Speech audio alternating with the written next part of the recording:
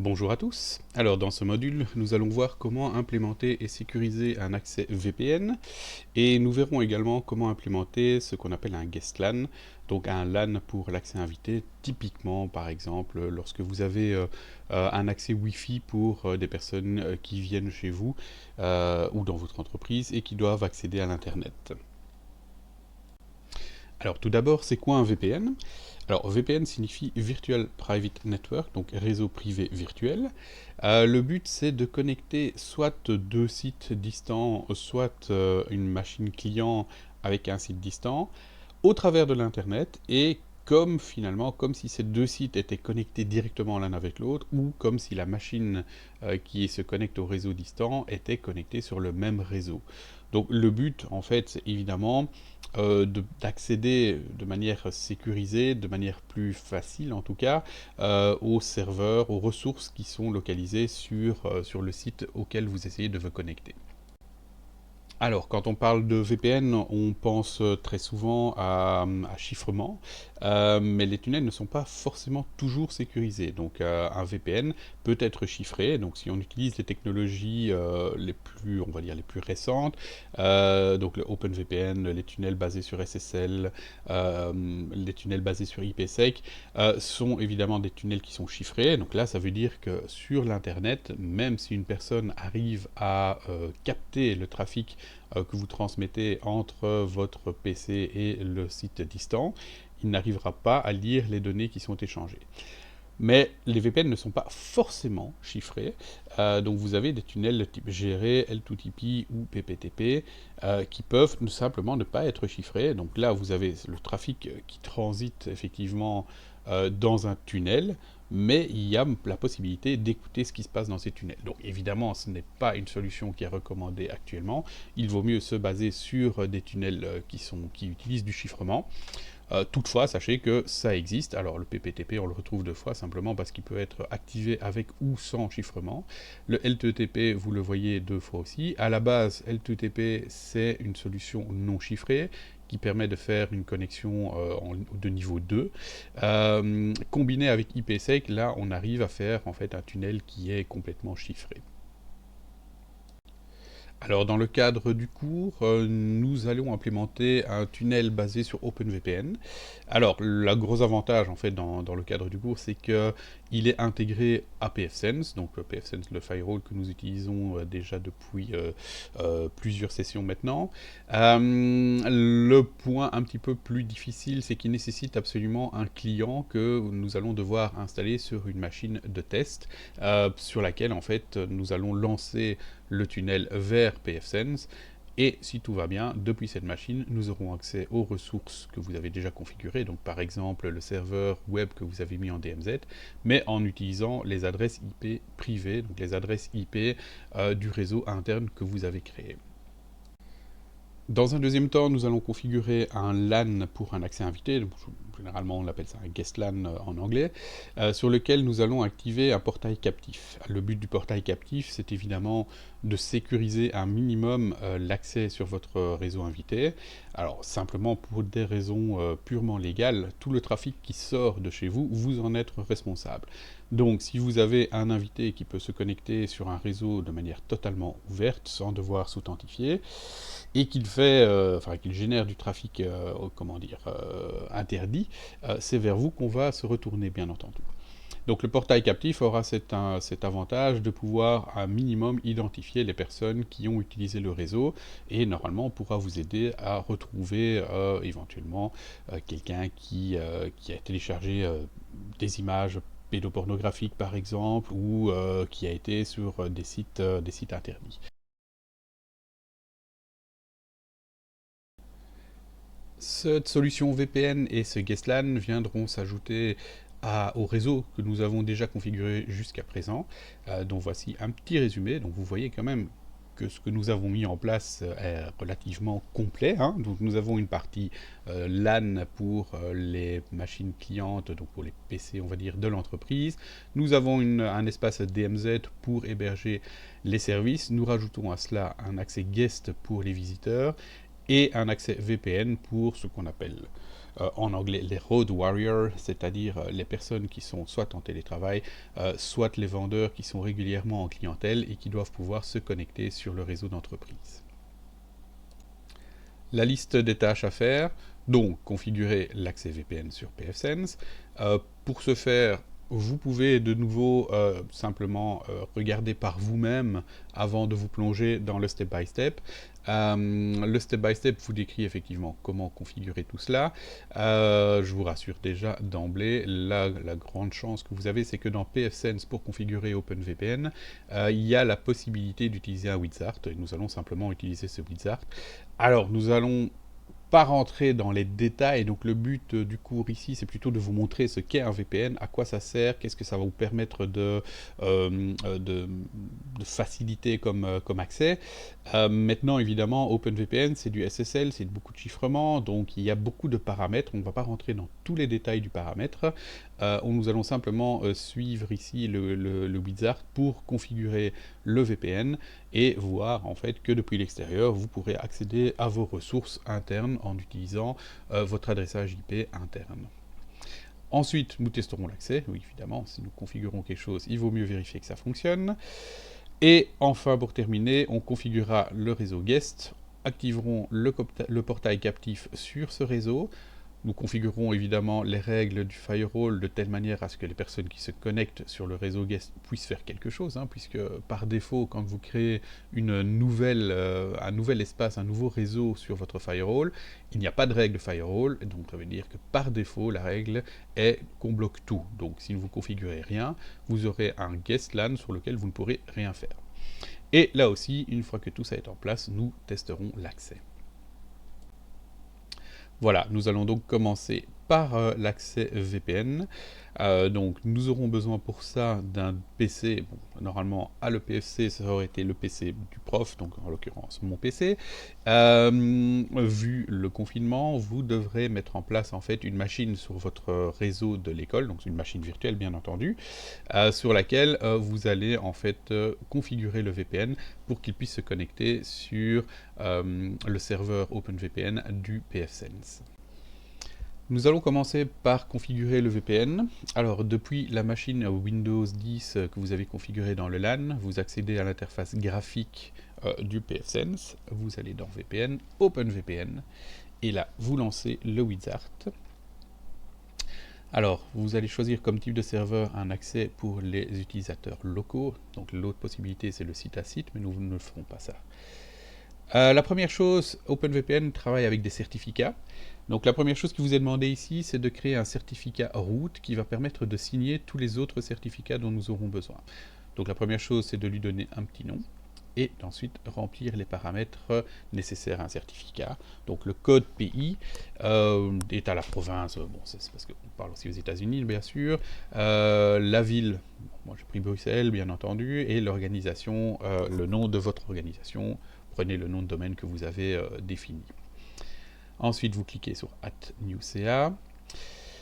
Le certificat suivant qui vous est demandé, c'est le certificat serveur, donc qui permet d'identifier le serveur OpenVPN. Donc ça, c'est nécessaire pour s'assurer qu'on est bien connecté sur le serveur sur lequel on désire se connecter justement. Donc là aussi, comme d'habitude, vous donnez un petit nom à votre certificat. Les autres informations sont pré-remplies avec les informations du root CA. Alors, le VPN sera joignable depuis l'interface WAN du firewall sur le port UDP 1194. Vous donnez une petite description de nouveau. Le reste des informations, en tout cas pour la cryptographie, nous n'allons pas y toucher, nous prenons les informations par défaut. Par rapport à la config du tunnel, là il faut donner le nouveau range d'adresse IP dans lequel les utilisateurs qui se connectent en VPN recevront une adresse IP. Donc là, moi j'ai pris par exemple 10.02.0/24, sachant que j'ai 10.00 sur le LAN, 10.01 sur la DMZ. Nous cochons la case Redirect Gateway, ça veut dire que tout le trafic passera dans le tunnel. Nous aurions l'autre option, c'est de ne définir uniquement les ranges qu'on veut router dans le tunnel, mais dans ce cas-ci, pour des questions de facilité, nous allons rediriger tout le trafic dans le VPN. Ensuite, on active la création des règles de firewall et des règles pour la partie OpenVPN. On clique sur Finish, magnifique. Normalement, la configuration du serveur VPN est finie.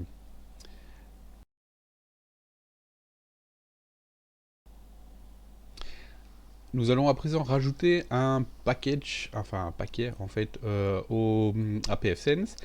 Ce paquet nous permettra de télécharger la configuration, ou même carrément les applications, pour faire fonctionner un client VPN. Donc le paquet s'appelle OpenVPN Client Export, et nous donnera la possibilité en fait de pouvoir se connecter à pfSense en tant que, par exemple, l'utilisateur que vous voulez. Ça vous donnera en fait la possibilité de télécharger le fichier de config OpenVPN. Donc par exemple sous Linux, ce fichier est suffisant pour pouvoir justement auto-configurer le client VPN. Il y aura aussi évidemment dans ce paquet que vous pouvez télécharger les certificats qui sont nécessaires. Donc de nouveau, je vous rappelle, les certificats servent à identifier non seulement la personne qui va se connecter, mais aussi le serveur sur lequel vous vous connectez. Donc voilà, le paquet est installé. Si je retourne dans OpenVPN, je vois que maintenant j'ai un nouvel onglet qui s'appelle Client Export. Donc ce Client Export, nous allons l'utiliser par après. Alors, une chose en plus que nous allons configurer maintenant, forcément, c'est un utilisateur. Donc pour l'instant, vous n'avez normalement que l'utilisateur admin. Nous allons rajouter un utilisateur.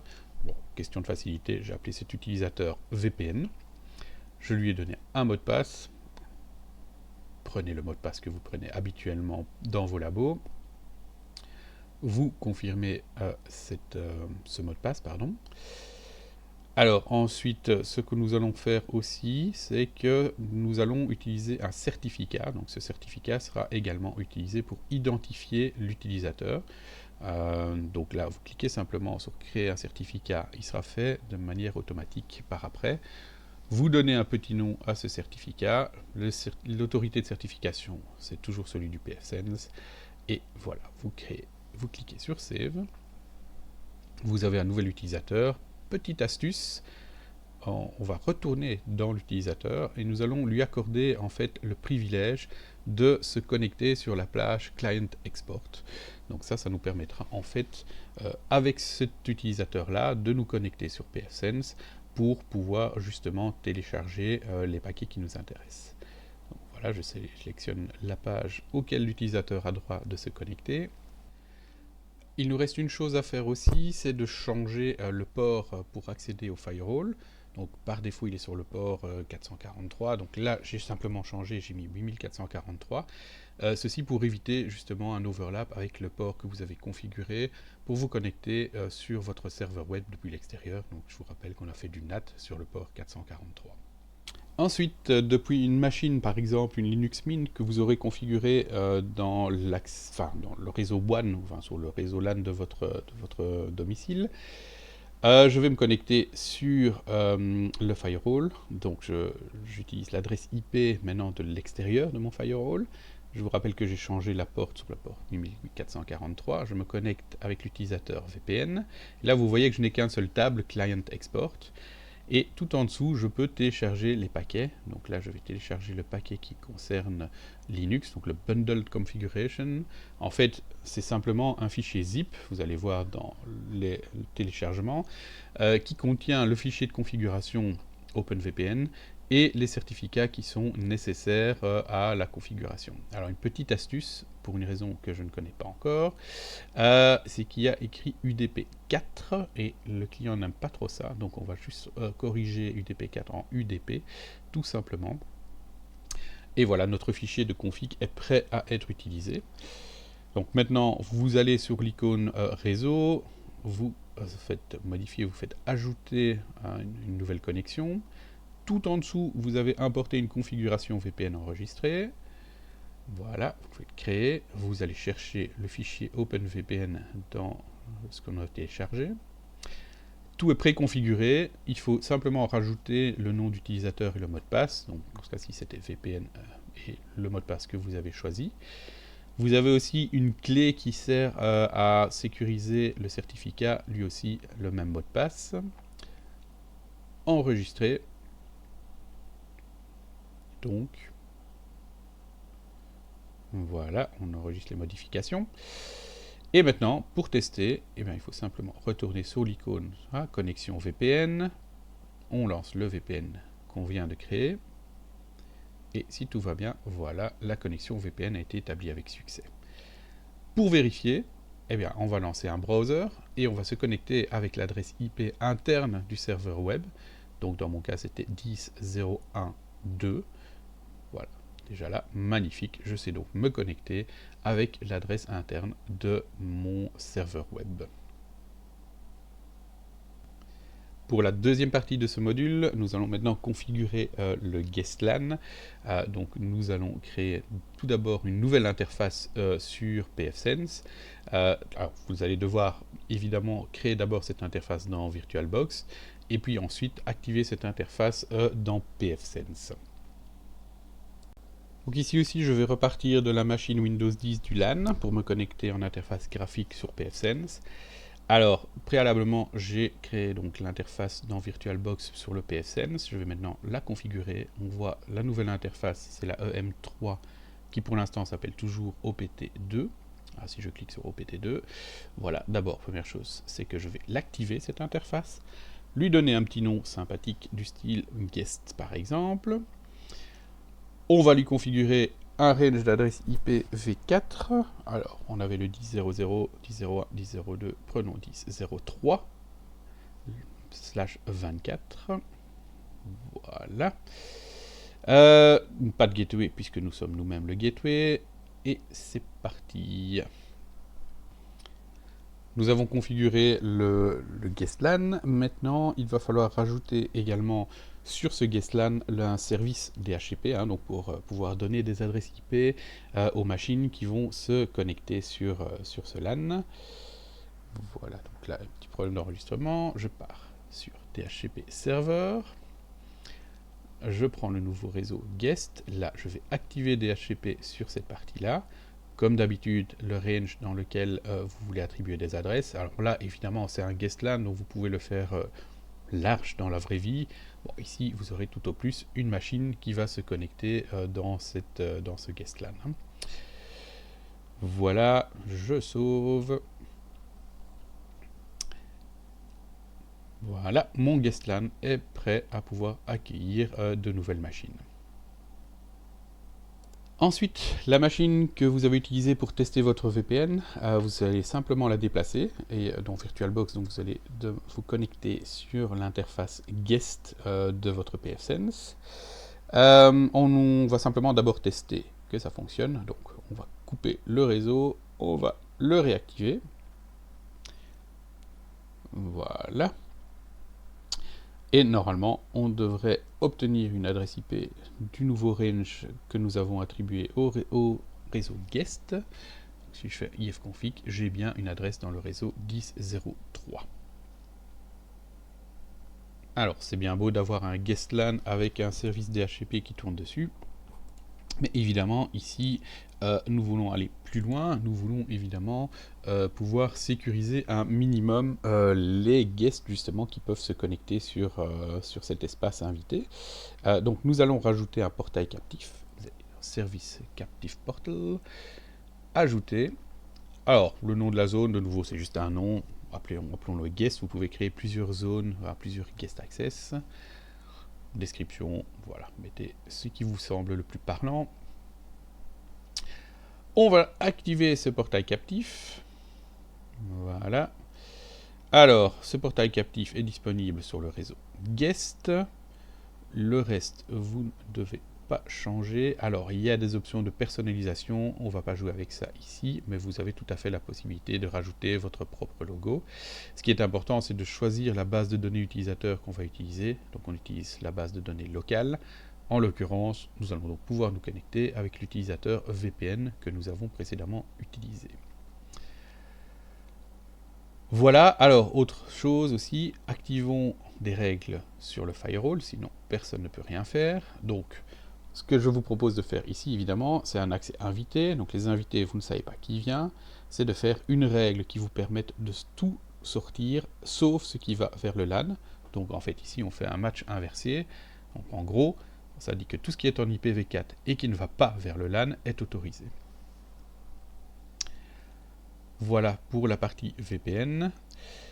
Ce qu'il faut aussi rajouter, donc par défaut, il faut que l'utilisateur VPN ait comme privilège l'accès au portail captif. Alors, moi je l'avais déjà rajouté, mais n'oubliez pas d'ajouter ce privilège également pour que l'utilisateur puisse se connecter au portail captif. Nous revenons à présent sur la machine Linux Mint que vous aurez configurée et connectée sur le réseau guest. Donc, côté adresse IP, c'est OK. On lance un browser. Alors là, il y a quelque chose qui apparaît, mais pas complètement, mais c'est encore dans le cache. Ce qu'on voit, c'est que le réseau nécessite de vous connecter à un compte. Vous cliquez là-dessus et vous voyez que vous êtes sur le portail captif de pfSense. VPN, le mot de passe que vous avez attribué à l'utilisateur. Vous faites un login et hop, vous allez être redirigé vers la page que vous essayez de joindre, par exemple Google ou autre. Donc voilà, vous avez maintenant accès à l'internet après vous être authentifié sur le portail captif. Voilà qui termine cette capsule concernant l'accès VPN et l'accès sur un réseau invité avec un portail captif. Alors de nouveau, on n'a pas été dans tous les détails, hein, puisque les VPN en soi, vous en avez de toutes sortes. Hein. Chaque marque a un petit peu aussi son propre système de VPN. Checkpoint, Cisco, Juniper, etc. Ont tous des solutions VPN qui ne sont pas forcément toujours les mêmes. L'avantage, c'est qu'OpenVPN est une solution open source que vous pouvez vous-même implémenter chez vous à la maison. Donc si vous voulez vous créer un petit accès sécurisé vers votre réseau de la maison, eh bien vous pouvez tout à fait le faire. L'accès guest invité, alors ici évidemment on a pu configurer que le réseau, mais souvent c'est combiné avec l'accès en Wi-Fi. Donc vous pouvez rajouter sur ce réseau par exemple un point d'accès Wi-Fi qui permettra en fait aux invités de se connecter simplement en Wi-Fi sur le réseau et ils seront donc automatiquement redirigés vers ce portail captif. Typiquement, vous avez certainement déjà rencontré ce genre de connexion quand vous vous connectez à partir du réseau d'un hôtel ou éventuellement dans un aéroport, etc. La solution de pfSense permet également de créer ce qu'on appelle des vouchers, donc des tickets, des bons, qui vous donnent un code à usage unique pour vous connecter temporairement sur l'Internet. Donc là aussi, vous pourriez tout à fait envisager à la maison pour les gens qui viennent chez vous de créer un accès guest pour qu'ils puissent se connecter sur votre internet de manière sécurisée et temporaire. Donc ça veut dire qu'avec ce même code, s'ils reviennent devant chez vous pour aller utiliser votre bande passante, eh bien, ils pourront simplement plus se connecter. Voilà, j'espère que vous aurez la possibilité de faire ce labo de manière simple. Et si vous avez des questions, nous en rapporterons